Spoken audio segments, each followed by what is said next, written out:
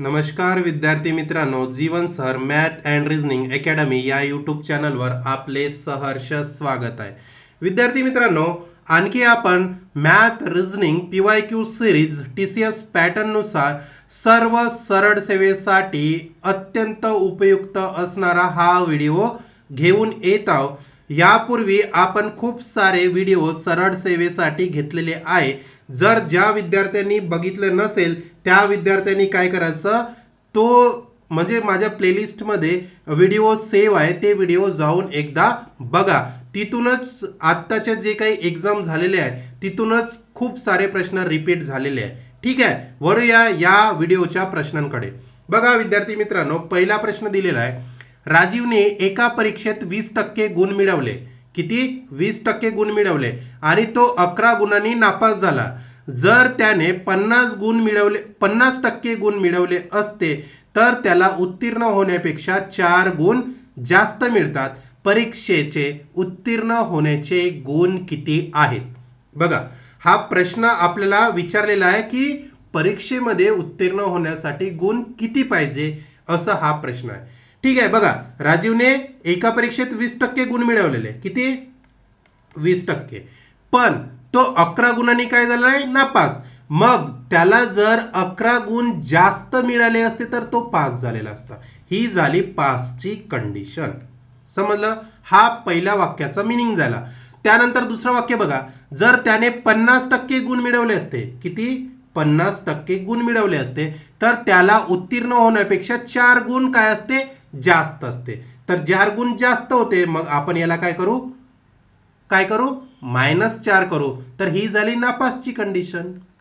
समजलं का? आता याला आपल्याला काय करायचं आहे? सोडवायचं आहे. मग कसं होणार? 50% वजा 20%. 50% वजा 20% बरोबर. आता हे 11 जशाच्या तसे ठेवा आणि जो 4 वजा 4 आहे याला इकडे जर आणलं तर काय होणार? +4 होणार. मग किती राहणार? 30% बरोबर 15. मग बघा, 15 दुने 30 म्हणजे 2% बरोबर किती होणार? 1 गुण होणार. मग आपल्याला किती? 100 गुण पाहिजे, 100% गुण पाहिजे. तर याला कितीने? 50 ने काय करा? गुणाकार करा. तर हे किती होणार? 100% बरोबर. याला जर 50 ने केलं तर याला पण 50 ने गुणा. तर हे किती होणार? 50 गुण. म्हणजे 100% बरोबर हे काय झालं? 50 एकूण गुण झाले. काय झाले? एकूण गुण झाले. समजलं? आता बघा, आपल्याला एकूण गुण मिळाले, पण एकूण गुणापैकी तो 20% गुण मिळवले होते तर तो 11 गुणांनी नापास झाले. म्हणजे विद्यार्थी मित्रांनो, 50चे 20% काढा मग आधी. मग किती होणार? 50चे 20%. 50 गुणेला 20 भागेला 100 होणार. 10 10 10 10 म्हणजे 5 गुणेला 2 किती राहणार? 10 गुण होणार. म्हणजे 50चे 20% किती गुण होणार? 10 गुण होणार. आता तो 11 गुणांनी नापास झालाय. म्हणजे विद्यार्थी मित्रांनो, त्याला परीक्षेत पास होण्यासाठी किती गुण लागेल? गुण बरोबर हे 5 साठी म्हणजे 10 आणि ऑलरेडी तो किती? 11 गुणांनी नापास झाला होता. याच्यामध्ये जर 11 काय केले? ऍड केले तर किती होतं? 21 होतं. म्हणजे त्याला परीक्षेत उत्तीर्ण होण्याचे गुण किती आहेत? 21 गुण. पर्याय क्रमांक ए हे उत्तर असणार आहे. समजलं? अशा प्रकारे सोपा आणि सरळ प्रश्न होता. ठीक आहे, वळूया नंतरच्या प्रश्नाकडे. बघा, 2 स्थानकामधील रेल्वे भाडे आणि बस भाडे याचं प्रमाण दिलेलं आहे 3:4. जर रेल्वे भाडे 20% वाढले आणि बस भाडे 30% वाढले तर सुधारित रेल्वे भाडे आणि सुधारित बस भाडे यांच्यातील गुणोत्तर किती? बघा, आपल्याला रेल्वे आणि बस भाड्याचे गुणोत्तर दिलेलं आहे. किती दिलेलं आहे? 3:4. बघा, मी याला काय म्हणतो? 300 मानतोय आणि याला 400 मानतोय. ठीक आहे, तर रेल्वे भाडे किती आहे? रेल्वे भाडे किती आहे रे? 300 आपण कन्सिडर केलं.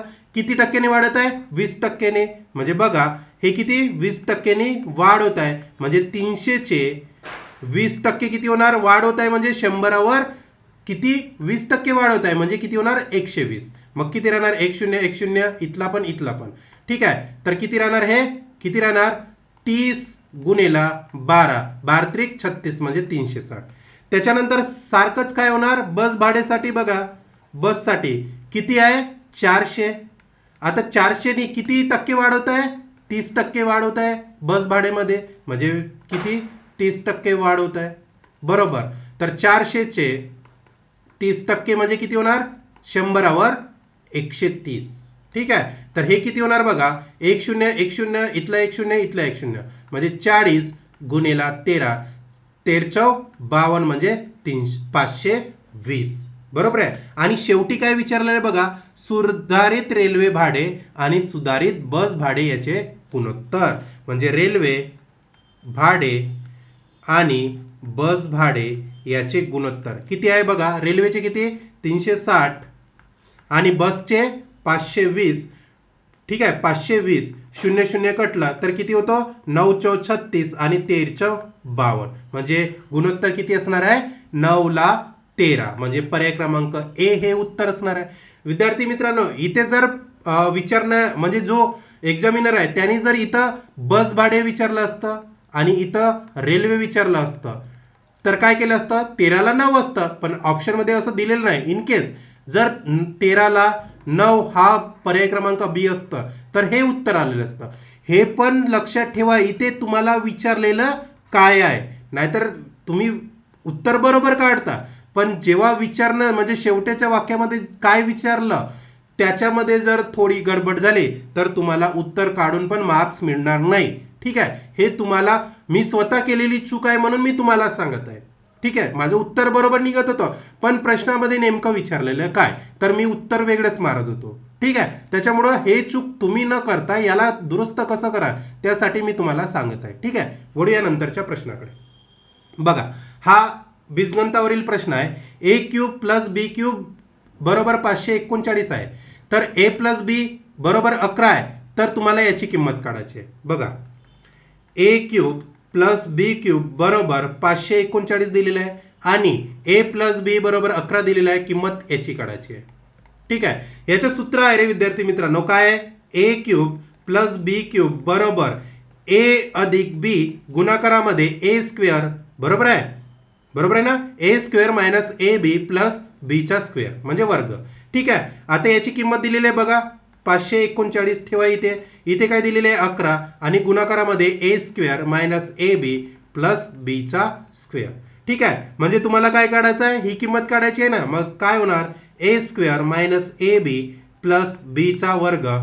ठीक आहे, बरोबर. हे काय होणार, गुणाकारामध्ये ये तर इकडे गेल्यानंतर भागाकारामध्ये म्हणजे 539 भागेला 11 किती होतं, 11×4 = 44, किती राहिले 9, 11×9 = 99 म्हणजे किती 49. तर याची किंमत किती झाली 49. पर्याय क्रमांक सी हे आपलं उत्तर असणार आहे. ठीक आहे, वळूया नंतरच्या प्रश्नाकडे.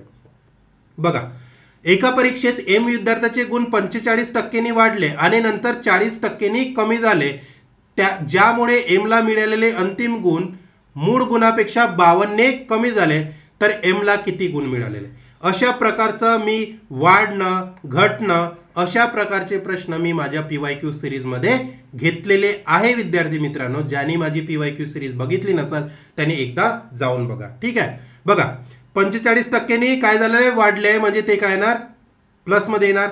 -40%नी कमी झाले म्हणून मी काय घेतलेलं आहे, मायनस. आता मायनसमध्ये म्हणजे वजाबाकीमध्ये 45 गुणेला 40 भागेला 100%, कारण टक्क्यामध्ये दिलेला आहे. अरे बघा, a - b minus a गुणेला b भागेला 100. अशा प्रकारे मी तुम्हाला सूत्र सांगितलेलंच होतं, त्याच टाईपने मी लिहित आहे.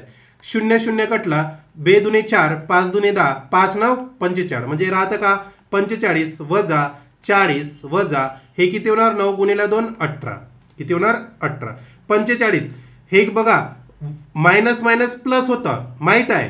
ठीक आहे, पण आन्सरमध्ये मोठ्या संख्येच्या समोरचं चिन्ह येणार, किती आहे, मोठी संख्या 40, तर याच्या समोर मायनस चिन्ह आहे तर मायनस होणार. आता किती होतं हे, -40 - 18 किती होतं, 58 होतं.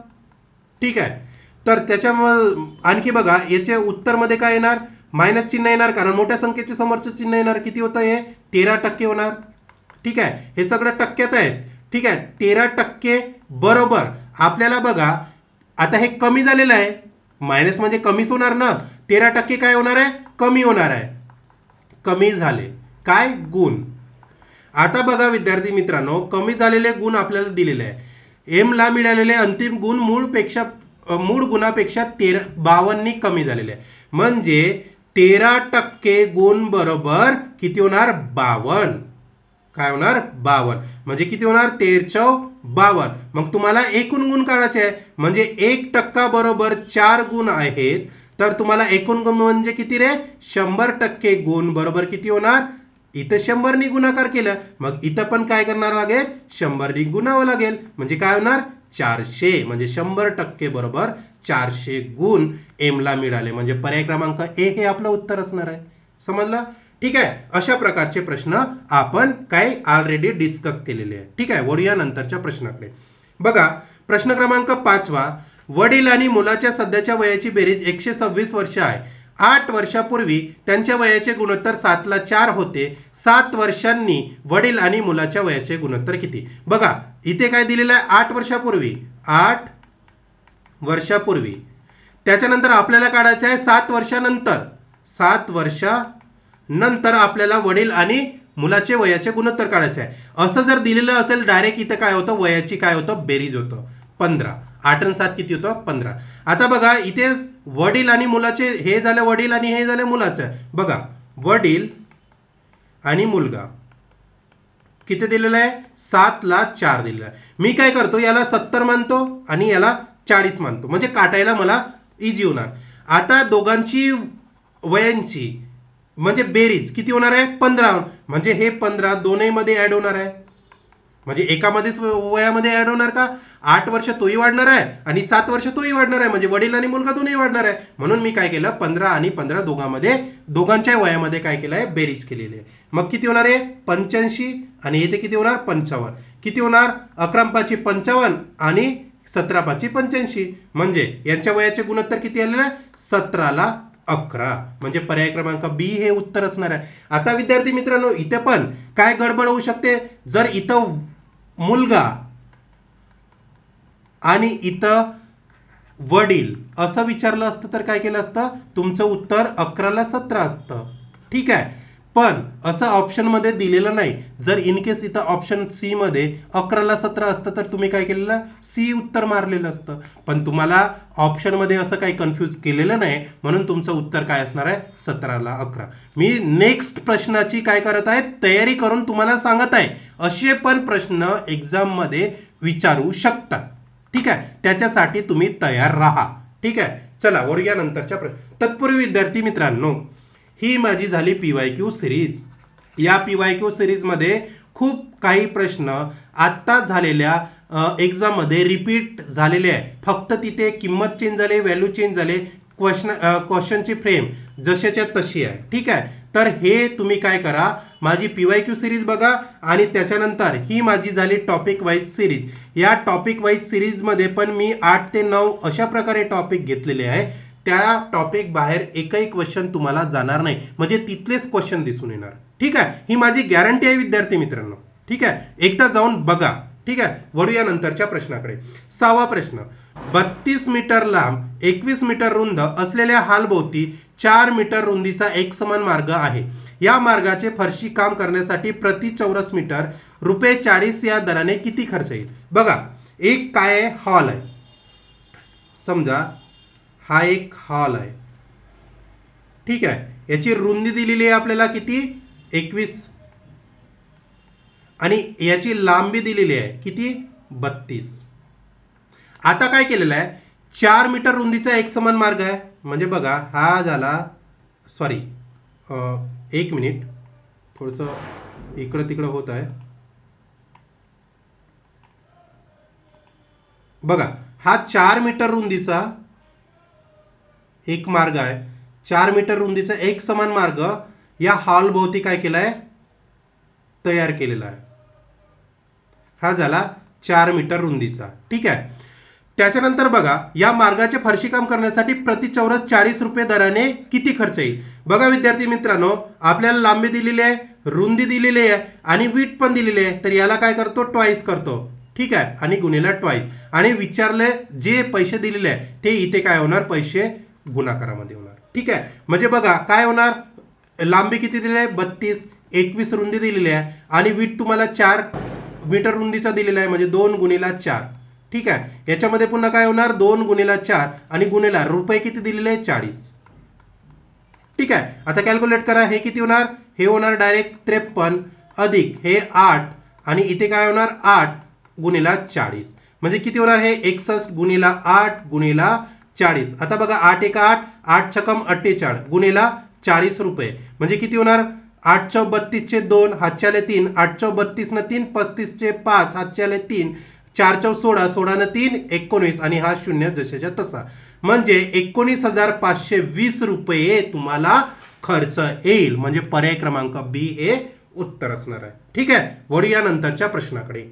बघा प्रश्न क्रमांक 7, जर पहिले पद -20 असेल आणि शेवटचे पद 28 असेल तर अंकगणितीय प्रगतीच्या पहिल्या 17 पदांची बेरीज किती. बघा पद आपल्याला दिलेलं आहे, पद याला आपण एन कन्सिडर करू, किती 17 आणि पहिलं पद दिलेलं आहे आपल्याला -20 आणि शेवटचे 28. तर आपल्याला बघा आपल्याला बेरीज काढायची 17 पदाची. तर बेरीज बरोबर काय होणार, बेरीज बरोबर एन गुणिला सरासरी. आता सरासरी कसं काढायचं मी तुम्हाला सांगितलेलं आहे. सरासरी बरोबर काय होणार, पहिलं पद अधिक शेवटचं पद भागेला 2. आता तुम्हाला पहिलं पद दिलेलं आहे बघा मायनस आणि शेवटचं पद 28 ठेवा या सूत्रामध्ये. 17 गुणेला काय होणार, पहिलं पद किती दिलेलं आहे -20 अधिक ठीक आहे शेवटचं पद 28 आणि भागेला 2 काय होणार 17. आता इथे काय होणार -20 आणि +28 तर इथे 8 राहणार भागेला 2 किती होणार 4 दुने 8 म्हणजे 17 गुणेला 4 किती होणार 17 चौ 68. हे काय होणार आहे 17 पदाची बेरीज होणार आहे. म्हणजे पर्याय क्रमांक ए हे आपलं उत्तर असणार आहे. ठीक आहे. वळूया नंतरच्या प्रश्नाकडे. प्रश्न क्रमांक 18, 50 पुस्तकाची किंमत 20 पुस्तकाच्या बाजार भावा इतकी आहे. मी लिहितो जसं जसं दिलेलं आहे तसं. 50 पुस्तकाची किंमत. आता विद्यार्थी मित्रांनो 50 पुस्तकाची किंमत म्हणजे हे काय झाली, खरेदी किंमत झाली. ती काय दिलेलं आहे 20 पुस्तकाच्या बाजारभावा इतके म्हणजे 20 पुस्तकाचा बाजारभाव म्हणजे काय रे, मार्क प्राइस म्हणजे छापील किंमत. छापील किंमत. ठीक आहे. जर विक्रेत्याला 100% नफा झाला तर त्याने खरेदीदाराला किती टक्के सूट दिलेली आहे. आता बघा हे काय झालं 50. आता विद्यार्थी मित्रांनी जे काही इंग्लिशमध्ये बघत असेल माझे विद्यार्थी मित्र त्यांना पण सांगू शकतो की खरेदी किंमतला काय म्हणतो आपण, कॉस्ट प्राइस म्हणजे 50 CP बरोबर 20% छापील किंमत म्हणजे काय, मार्क प्राइस. 20 काय झालं मार्क प्राइस झाली. आता आपल्याला याचा काय करायचं आहे, रेशो काढायचा आहे म्हणजे कॉस्ट प्राइस भागेला मार्क प्राइस बरोबर याला मराठीमध्ये काय म्हटलं जातं, कॉस्ट प्राइसला खरेदी किंमत भागेला छापील किंमत. ठीक आहे. तर काय होणार आता बघा इथे कॉस्ट प्राइसला हे काय गुणाकारामध्ये तर हे डायरेक्ट भागाकारामध्ये जाणार आणि इथे 20 वरती राहणार म्हणजे काय होणार 2 भागेला 5 राहणार. आता विद्यार्थी मित्रांनो खरेदी किंमत भागेला छापील किंमत याचा रेशो 2 ला 5 आलेला आहे. आता बघा जर विक्रेत्याला 100% नफा झालाय तर नफा कुठं होतो, खरेदी किमतीवर. जर विद्यार्थी मित्रांनो आपल्याला खरेदी किंमत 2 दिलेली आहे तर याच्यावर 100% नफा होत आहे. तर 100% नफा म्हणजे काय रे, याच्यावर आणखी 2 नफा होत आहे खरेदी किमतीवर. म्हणजे हे किती झालं आपलं 4 झालं. 2 अधिक 2 किती होणार 4 होणार. म्हणजे हे काय झाली आपली सेलिंग प्राइस म्हणजे काय झाली विक्री किंमत. काय झाली विक्री किंमत आणि हे काय आहे छापील किंमत. आता आपल्याला काय काढायचं आहे, काय करायचं आहे टक्के सूट. म्हणजे टक्के सूट काय होणार रे विद्यार्थी मित्रांनो, टक्के सूट कशावर होत आहे छापील किमतीवर म्हणजे भागाकारामध्ये छापील किंमत येईल जी आपली 5 दिलेली आहे. आता जे टक्के सूट दिलेली आहे ते कशावर होतो, खरेदी किंमत आणि छापील किमतीचा फरक. तर खरेदी किंमत ऑलरेडी आपल्याला किती दिलेली आहे 4 म्हणजे छापील किंमत किती दिलेली आहे 5 आणि आपली जी विक्री किंमत आहे ती किती आहे 4 म्हणजे 5 वजा 4 किती येणार 1. तर याच्यावर 1% सूट होणार आणि टक्के म्हणजे 100 म्हणजे किती होणार 100 भागेला 5 म्हणजे 20% सूट आपल्याला मिळणार आहे. पर्याय क्रमांक डी हे उत्तर असणार आहे. ठीक आहे. वळूया नंतरच्या प्रश्नाकडे.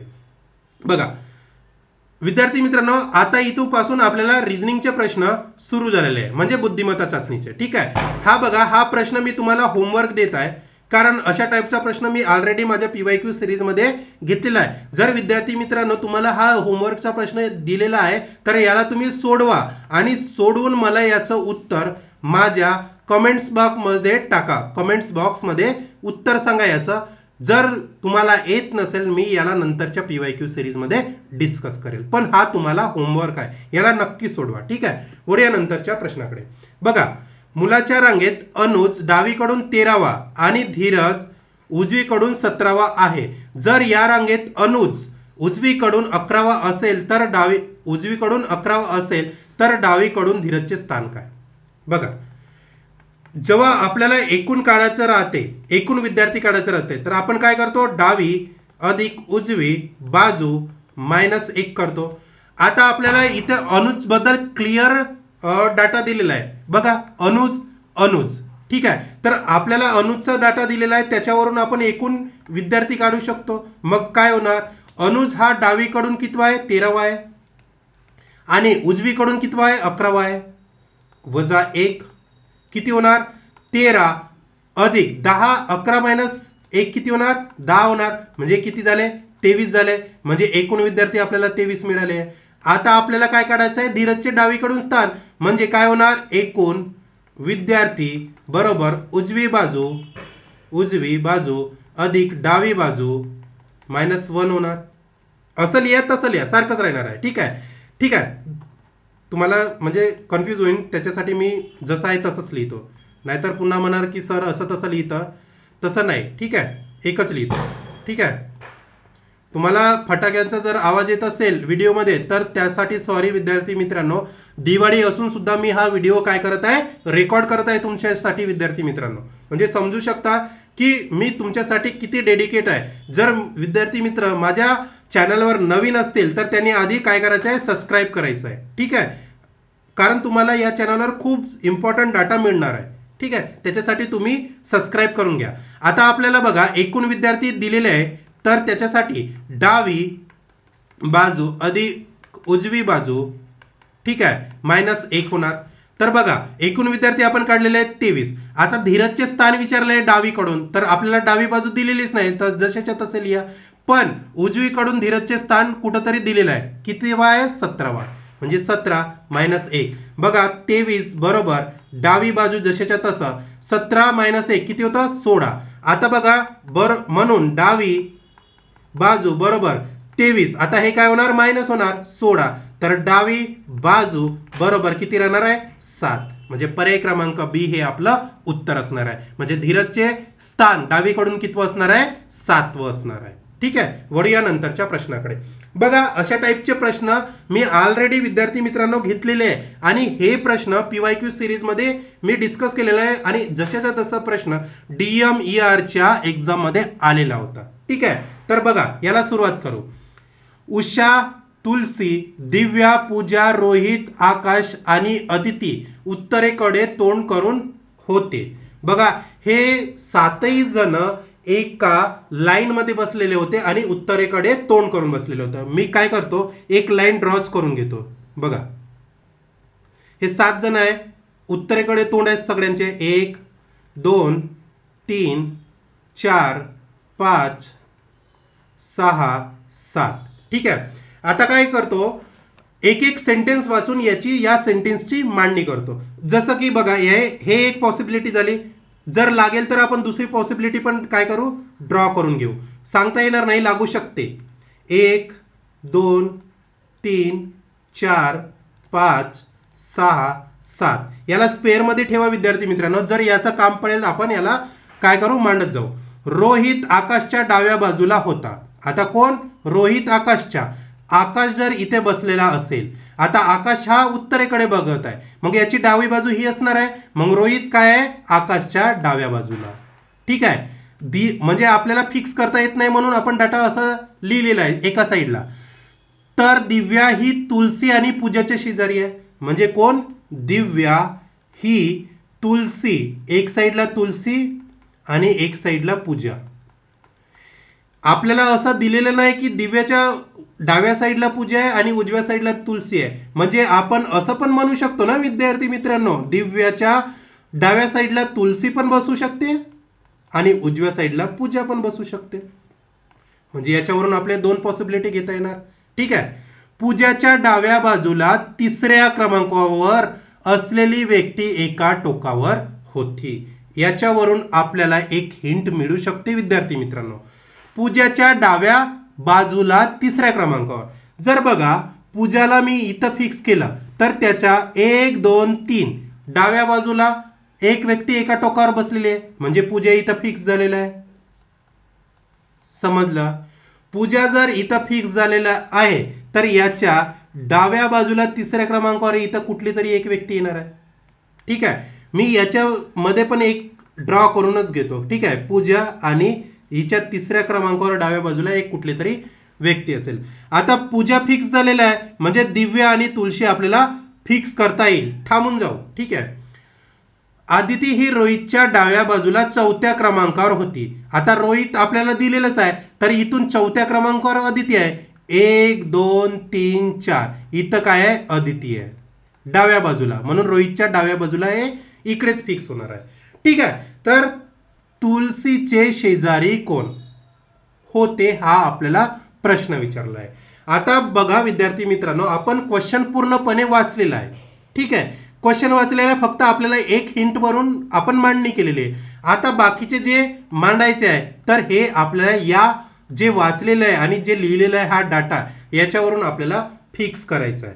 बघा आपल्याला उषाबद्दल काही विचारलेलं आहे का? उषा बद्दल काही सांगितलेलं नाही आणि दिलेलं नाही त्यामुळे आपण उषाला जशाच्या तसंच ठेवू. आता कुठं फिक्स करायचं तर बघू. बघा आता दिव्याच्या साईडला तुलसी आणि पूजा आहे. जर विद्यार्थी मित्रांनो पूजाचं स्थान फिक्स आहे तर मी दिव्याला एकदा इथं ठेवू शकतो. बरोबर आहे ना. दिव्याला मी इथं ठेवू शकतो. जर मी दिव्याला इथं ठेवलं तर दिव्याच्या आता याची जागा आपल्याला फिक्स नव्हती. कुठं पण आपण पूजा म्हणजे पूजाला ठेवू शकतो बसवू शकतो. तर बघा पूजा ही दिव्याच्या उजव्या साईडला झाली. मग इथं डाव्या साईडला कोण येणार आहे? तुलसी येणार आहे. समजलं. आता पूजा इथे मी दिव्या येऊ शकतो. ठीक आहे. आणि बघा ना या कंडिशन नुसार दिव्या आता इथे कोण राहणार आहे? तुलसी राहणार आहे.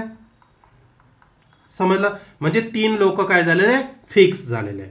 आता हे फिक्स झाल्यानंतर बघा आता आकाशच्या डाव्या साईडला रोहित आहे आणि रोहित पासून चौथ्या स्थानावर अदिती आहे. आता बघा जर मी रोहितला इथं फिक्स केलं रोहितला जर इथं फिक्स केलं तर चौथ्या स्थानावर तुलसी येईल म्हणजे अदिती बसणार नाही म्हणजे रोहितला आपल्याला इथं फिक्स करावं लागेल रोहित. मग रोहित पासून चौथ्या स्थानावर कोण असणार आहे? डाव्या बाजूला अदिती. 1 2 3 आणि इथे कोण असणार आहे? अदिती. ठीक आहे. आता रोहितच्या डाव्या साईडला आकाश आहे म्हणजे आकाशसाठी हे पण प्लेस असू शकते हे पण. त्यानं असं म्हटलं आहे का की कंटिन्यू मध्ये आकाश हा रोहित म्हणजे आकाशच्या साईडला रोहित आहे असं म्हटलेलं आहे. म्हणजे इथं पण आकाश असू शकते इथं पण रोहित. याच्यामध्ये बघा मी हे कंडिशन मांडतोय म्हणजे इथं जर रोहित घेतलो मी रोहित आता डाव्या बाजूला चौथ्या 1 2 3 इथं कोण येणार आहे? अदिती येणार आहे. आता विद्यार्थी मित्रांनो इथं जर रोहित आला तर आकाश कुठं बसणार आहे? आकाशच्या डाव्या साईडला रोहित आहे म्हणजे ही कंडिशन आपली काय झाली? फेल झालेली आहे. ठीक आहे. आता आपल्याला एकच कंडिशन उरलेली आहे. या कंडिशन मध्ये आपल्याला आकाश आणि राहिलेली जी उषा आहे तिला बसवायचं आहे. ठीक आहे. तर विद्यार्थी मित्रांनो आपल्याला आकाशच्या डाव्या साईडला रोहित आहे तर मी जर इथे आकाश ठेवलंय उषाबद्दल काही म्हटलं होतं का? नाही. म्हणजे उषा इथे येणार. ठीक आहे. उषा जर इथं आली म्हणजे आपली जागा काय झालेली आहे? फिक्स झालेली आहे. आता आपल्याला शेवटचा प्रश्न काय विचारलेला आहे?